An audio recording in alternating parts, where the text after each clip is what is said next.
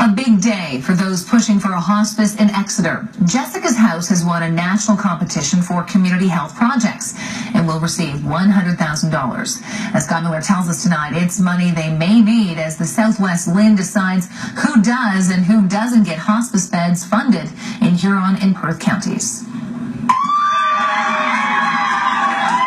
Screams of excitement filled the room. Supporters of Jessica's House find out that they are $100,000 closer to their goal. Tears of joy, tears of joy. Man, I'm speechless.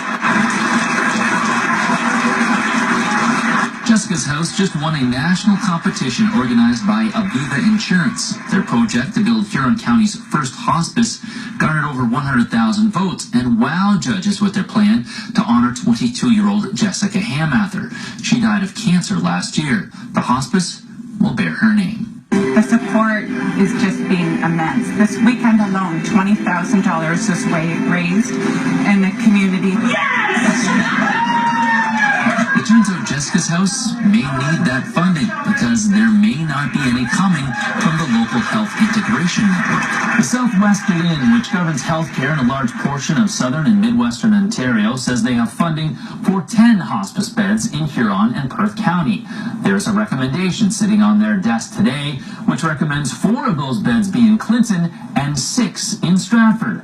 Jessica's House is not part of that recommendation, therefore would not receive any operational funding. It's only a recommendation, but it comes from years of meetings and study by local stakeholders. Jessica's House proponents have already raised over $1 million and plan on raising millions more in the coming months, but are still hopeful they can convince the LHIN that Jessica's House deserves at least some operational funding.